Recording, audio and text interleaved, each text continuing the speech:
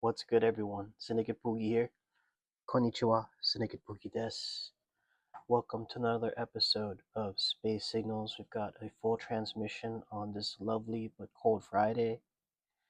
And today's episode, it's not going to be so much about hype, although I'm super hype for the voice performance that is going to be happening next week. Today's going to be a lot more about heart. And I'm primarily going to be covering the two-part interview of producer Simon that was released on Yahoo Japan this past week. Now, I've seen and covered XG for quite some time now. I've seen a lot of interviews. I've seen the documentary, who knows how many times at this point.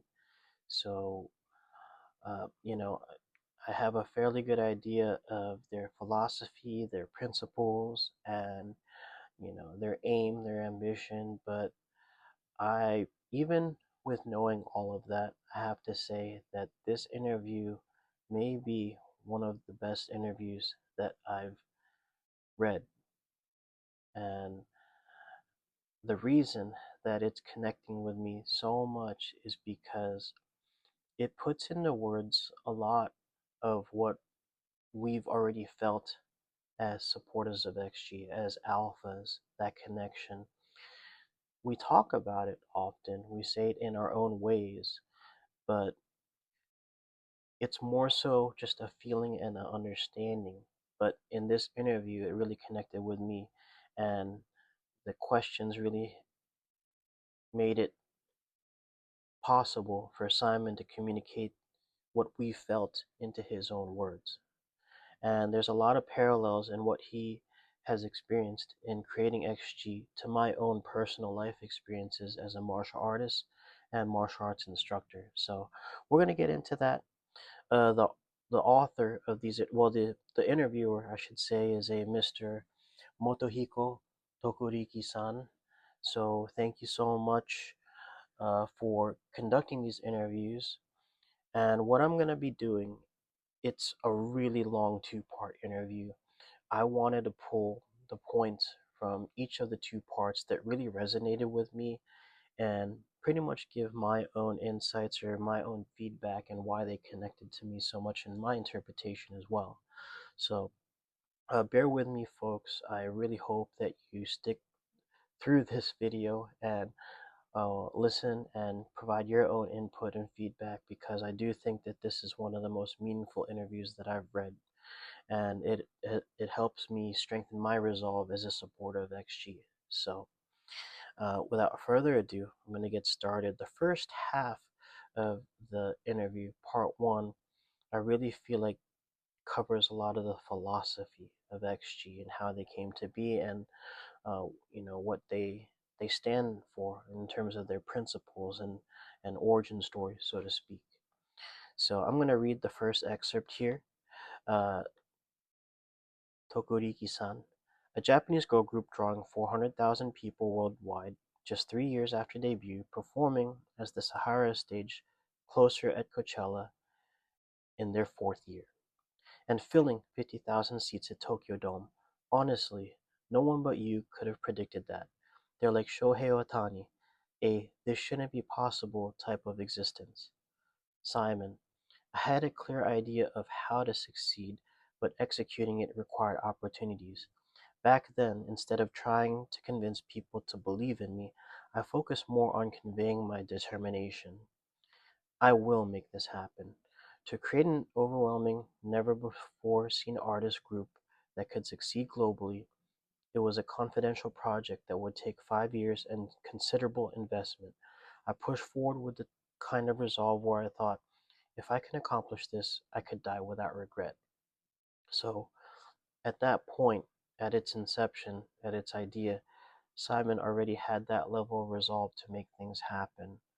And it really hit home for me when he spoke on that statement, when he said, instead of trying to convince people to believe in me, I focus more on conveying my determination.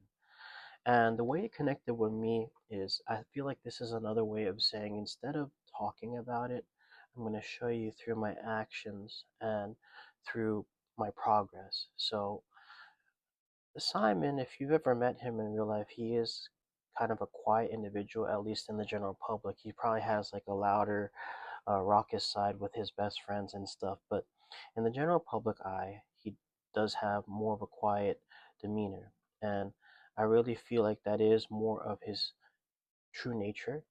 I do think that he is a person of action, and he's communicated that even in Extra Extra. If you recall the letters that he read, what he said to Chisa stood out to me when he said something along the lines of, I hope that you grow into a person of action rather than excuses. Something to that point.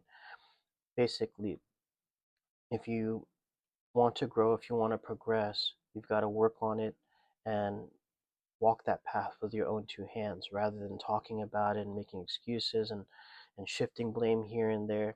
You've got to look from within and you've got to face challenges head on. So I think that was the mindset that was already instilled early on, and that was pretty impactful for me to see him apply that philosophy. And he's talked about that in various different ways with the girls, not just in Extra Extra at that point, but even up till now. So I definitely think that that was something that connected with me as a martial artist because my own kung fu teacher was very strict and he didn't want us to just talk about this or compare ourselves to others. We had to look from within and we had to show through our own actions that we wanted this, that we wanted to succeed on our goals. And he could only do so much to light the path for us. We still had to walk it on our own. So, yes.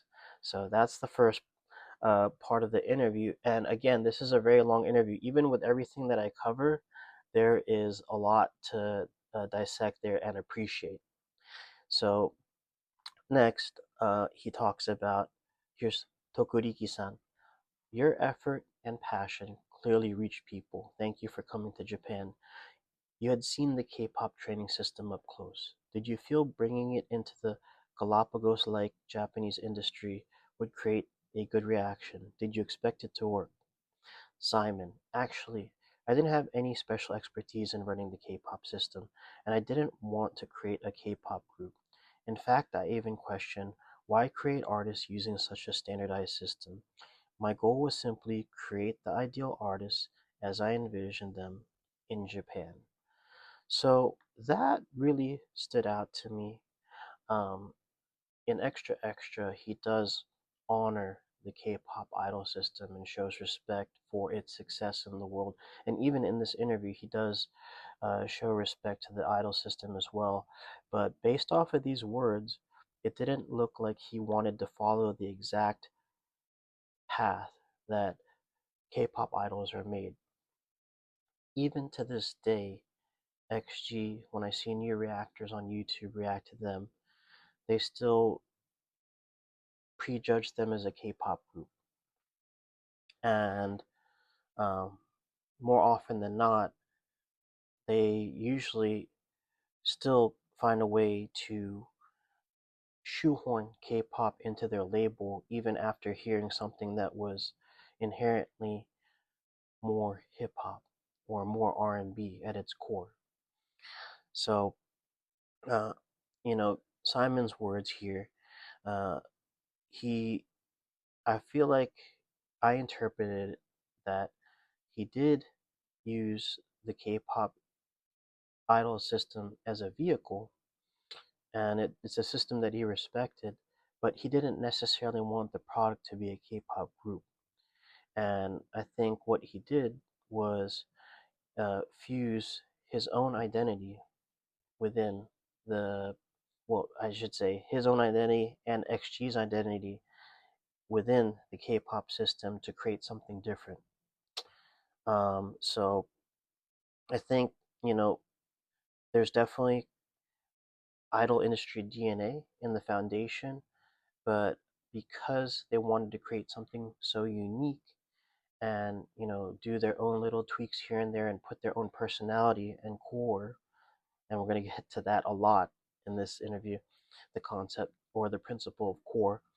um, I think because of that, their end product was completely different, and unique, and stood on its own. And to this day, it's kind of, that's the reason why you look at XG and you realize that, you know, even after all the other groups that you see coming out these days, there's something about this group that is very unique and just refined to a different type of standard. So their identity shines through above all, no matter what. And it's something unique to them, unique to them. So I thought that that was something that really stood out to me, of how he used the K-pop system as a vehicle, but he still used it in his own way, with his own tweaks and his own principles and ideology to help mold and grow with the girls into something totally unique. So, yep. Later in the interview, here we go. Here's another excerpt. And this is still all going over, the mindset, the philosophy, the principles of XG. Tokuriki-san. At Tokyo Dome, when XG Move 1 started, the hardcore fans around me screamed. Move 1 was the very first content XG ever released, even before debut. Many fans became hooked because of that video. XG Move, followed by XG Tape and XG Vox, showcased the members' dance, rap, and vocals, using covers or existing tracks, not original songs. Usually artists start with original music. Why did you choose to show their skills first? Simon. When debuting them to the world, the key was, how do we send a clear signal and grab attention? Their dance, rap, and vocal skills were so overwhelmingly unique that I wanted a format that conveyed that energy as directly as possible. To me, music begins with the artist, so I wanted to share their core before anything else. Move number one was created during their trainee days. They practiced it to death, refining the choreography. Performing it again at Tokyo Dome was something we imagined from the very beginning. So a very full circle moment for them. And if you could see this, I mean, he talked about the core. What we wanted a format. I wanted to share their core before anything else. So we know the name of their album coming out in January is The Core. And he's already talking about this from the very beginning, with the showcase series, Tape, Vox, Move. He wanted to show the core of their artistry before anything else. So this isn't like a new branding for them. This is their source code. This is who they are, and this is uh, a, a principle and pillar that they've stood on since the very beginning. And I really thought that that was impactful, to know that they've held to these standards and to these ideologies from the very beginning. And I really like the way that they presented the artists through their skills and abilities first, through these various uh, Move, Tape, and Box series. Connecting again as a martial artist. Uh, what is taught in the beginning, there are these things called forms, and some martial artists, they call them katas. I practice traditional Chinese kung fu, so in the forms, forms are a demonstration of kung fu movement, and experienced practitioners can look at the general categories such as speed, power, stance, technique, but there is another element which I consider character, and that is when a person puts themselves into the form. And that's when, you could look at five different people demonstrating the same form, but because they put their character into it, there are five different unique experiences. So I think the intention was, one of the big intentions was, when they did this tape, Box and Move series in the very beginning, he Simon and XG wanted to hit audiences with their core up front. Strip away the movement, strip away the shape, strip away the sound. Um, you're gonna see who they are. So they've been honest with us. They've expressed to us who they are from the very start, and I think that in that sense, that's a reason why they connected with alphas right away. They converted people so quickly, converted me for sure, um, through this very quick connection and almost bearing themselves and their ability to show who they truly are to us. So this is making me excited to see what more we're going to hear from this core album. If this is something that they've been um, holding on to as one of their their philosophies for that long, then we're gonna see it in its most powerful, complete form in this coming album. So, uh, very, very strong words, very, very strong way of expressing it from Simon. And well, he finishes up. This is the end of part one here. Um,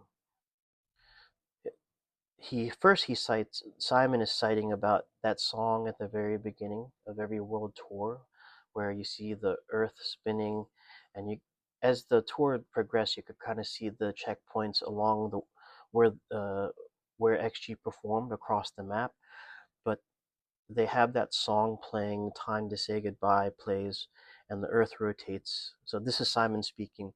The opening of the world tour, when Time to Say Goodbye plays and the Earth rotates on the screen, that was originally shown to the staff and members in a small studio 8 years ago. 2017. 2017, they've already visualized this, and now with the first Howl tour, they were able to bring that full circle moment uh, to their timeline and legacy. So I thought that was very impactful. Um, Tokuriki-san responds, the members were in sixth grade or eighth grade then, right? Amazing. Like, just to realize that they've held on to these dreams and followed them through to this point is insane. Um, XG Sound mixes many genres without being tied to J-pop or K-pop and the concept of X-pop. So once again, they've been all about breaking boundaries and um, creating what their own unique identity. Um, Free from stereotypes is genius. The space alien idea also removes them from comparison with the other groups. So Simon says a lot here. Simon says, thank you. New ideas naturally attract criticism, but if you don't challenge fixed concepts hard enough to provoke criticism, truly new things can't be born. So, um, let's see. He then goes on to say, you often talk about the member's character, not just skills. Uh, To absorb criticism and turn it into energy, character must matter. Exactly. This isn't a one-hit project. Everyone is putting their life into this. There will be many hardships in the future. To overcome them, human strength is essential. Trends come and go. Skills will fluctuate. Your core, what you want and who you want to be, keeps you steady. I'm telling you, I think in some other lifetime, or maybe we don't know, because I don't know. I'd love to sit down with Simon, just chat with him. He must have been a kung fu teacher in another lifetime, because a lot of this is speaking to me, and not just in my time as a kung fu teacher myself, but also as a student. Uh, a lot of these parallels carry over into a lot of different disciplines. So for him to really have this kind of mentality and instilling it into the girls, I thought that that was really impactful. And into my own journey, I'm going to carry these words and reflect on it and use them for my own motivation. And it's really true in the martial arts world. me among my classmates, we came to the realization that our upbringing was not an upbringing that many people do. And even now, especially when we compete with things like iPads and iPhones and mobile devices and social media, it's really hard for someone to stay dedicated to a disciplined art or activity, whether it's a sport, a dancing, singing, things like that. You really have to have another level of dedication and discipline. So it's a hard road, and it's a lonely road because you see other people socializing, having fun, partying, doing things that normally they people normally do, watching TV, playing video games, and your life starts to become unrelatable, like period. So just by default, it's a hard road. And then, once people realize, what is this person doing? You know, aren't you sad?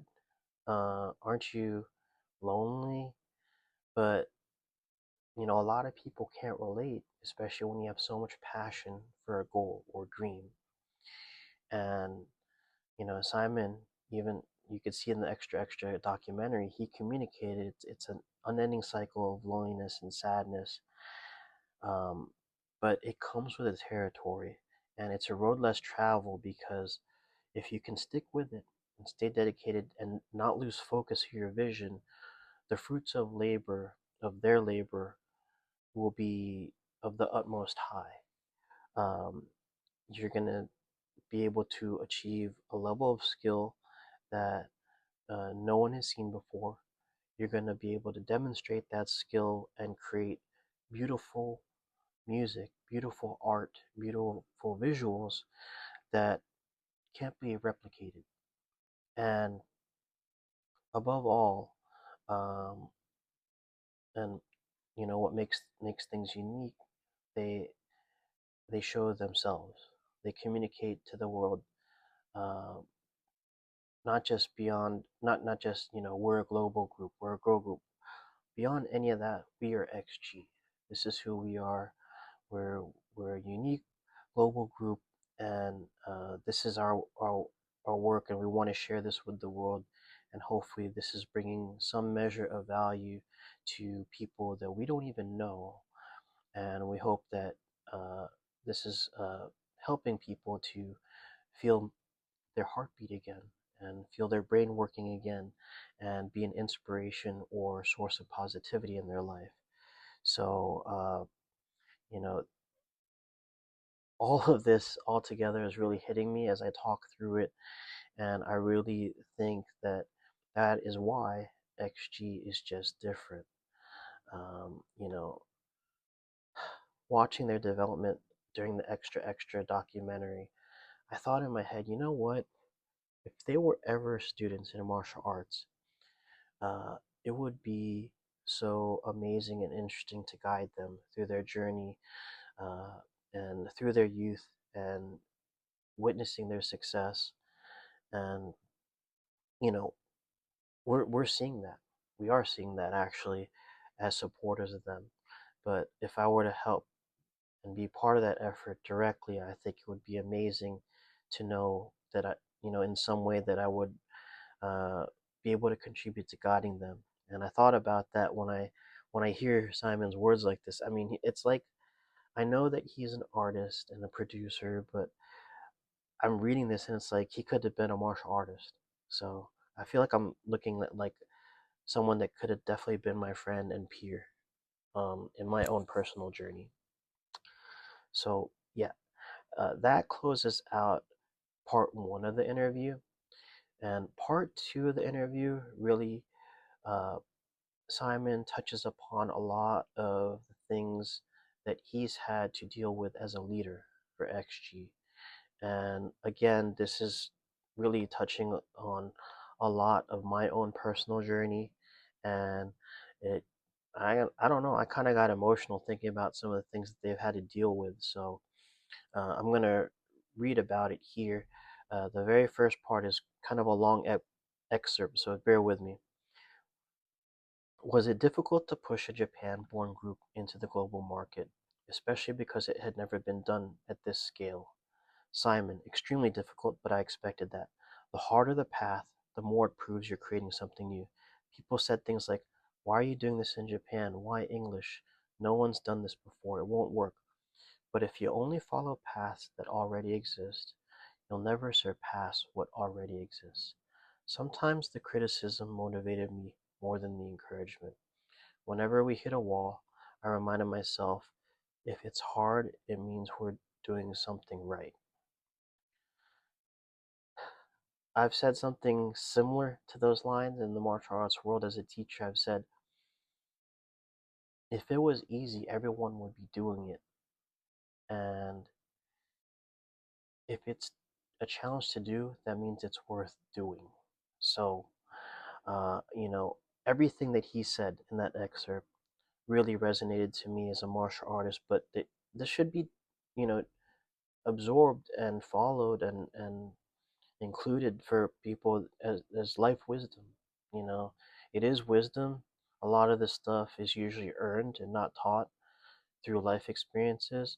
But if you have an open mind and an open heart, I mean, this is really uh, stuff that can really help you if you choose to accept it and think about that and how and think about how can it can be a benefit to your own life.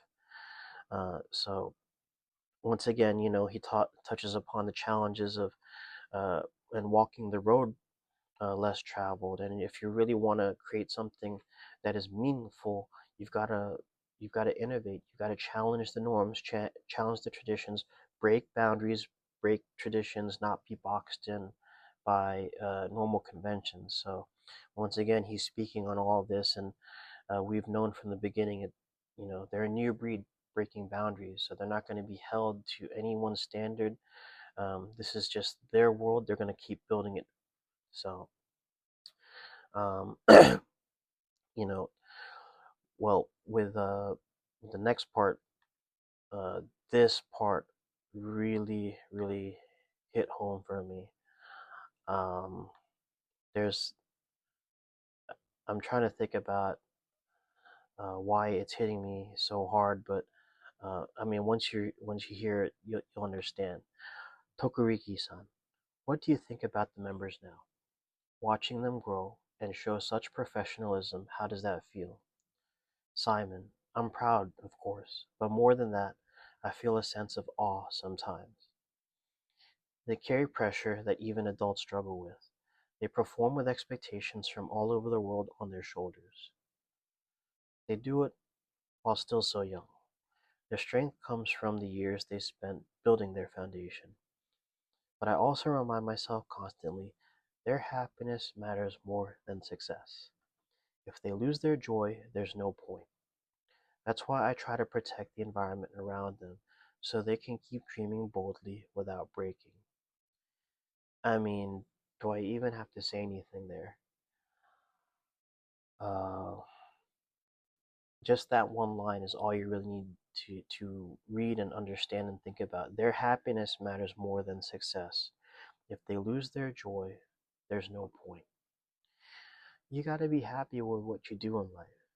And, you know, he really touched upon uh, really important points.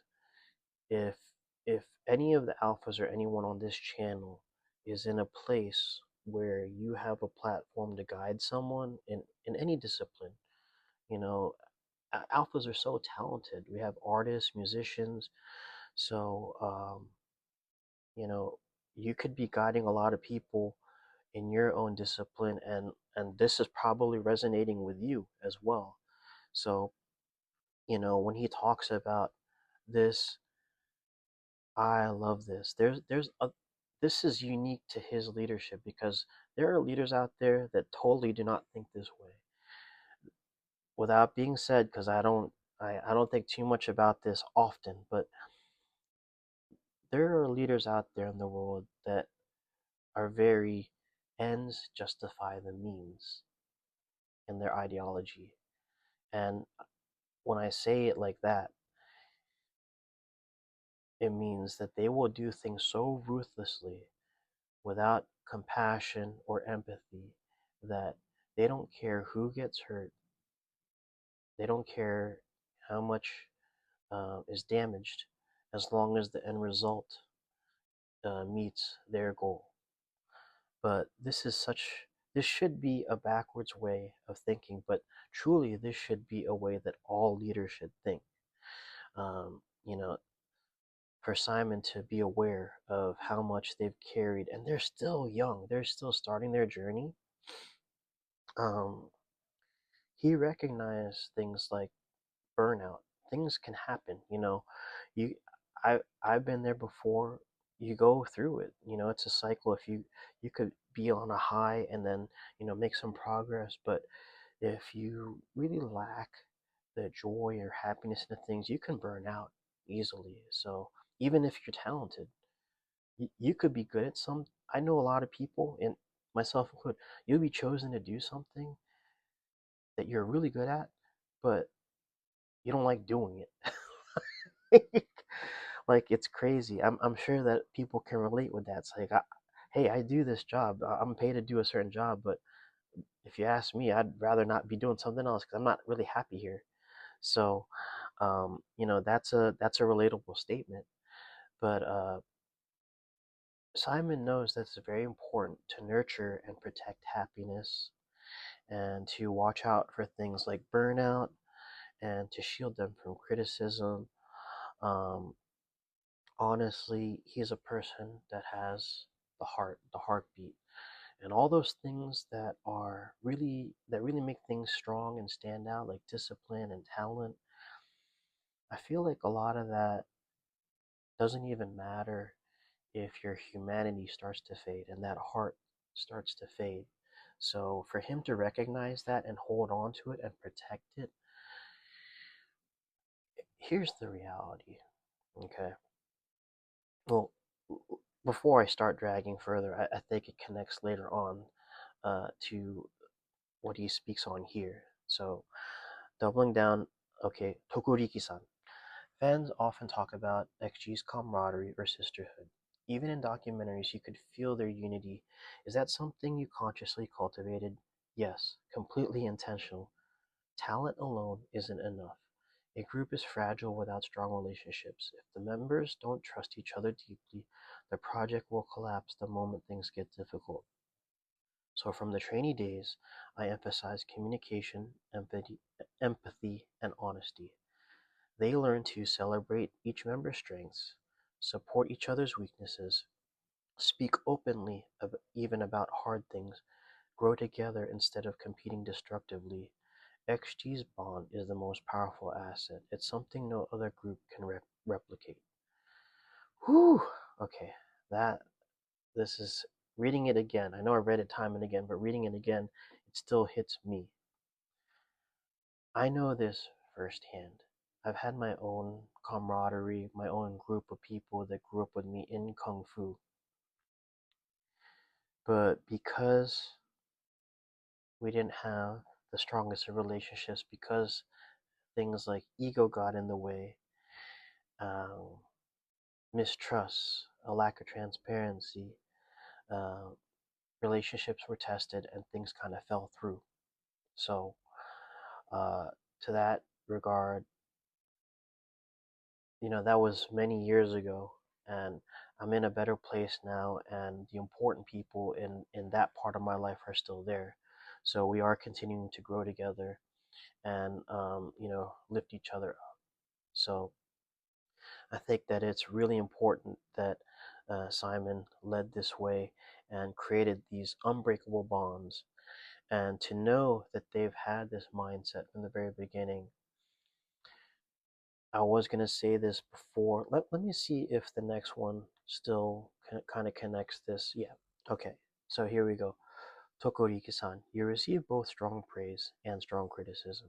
How do you remain mentally stable under that kind of spotlight?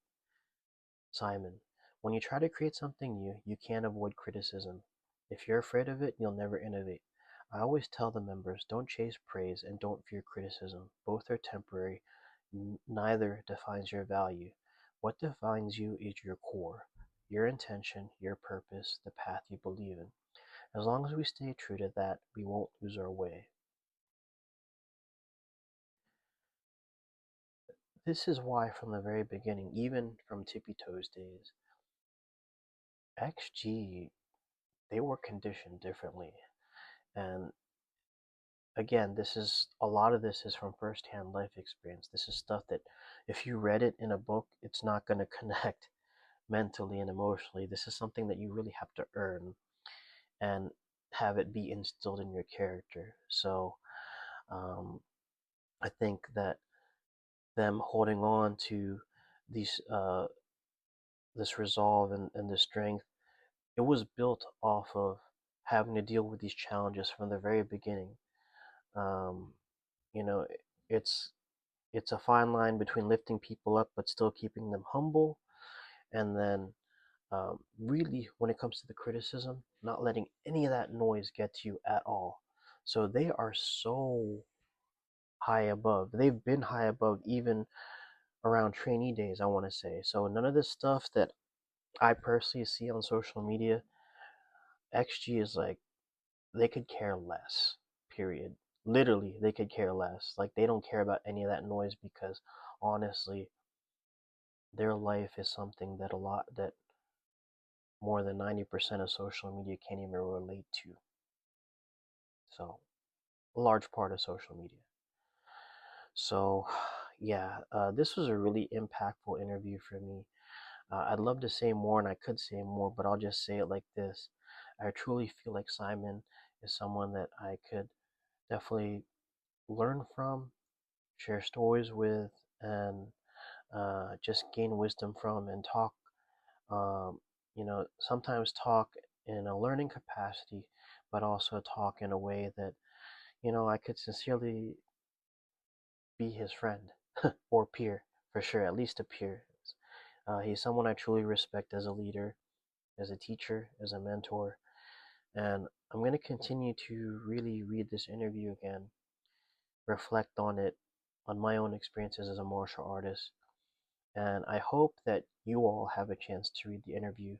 And if you can relate and connect with it in a way that is similar to the way that I connected, then I hope that that is of some value to you guys as well. So that's all I have for today. I kind of rambled. It's a long video, and I wanted to just speak as sincerely as possible and really connect with, you know, what really moved me from this very well done interview. So thank you again, Simon, if you took the time to watch this. If you're out there somewhere, thank you.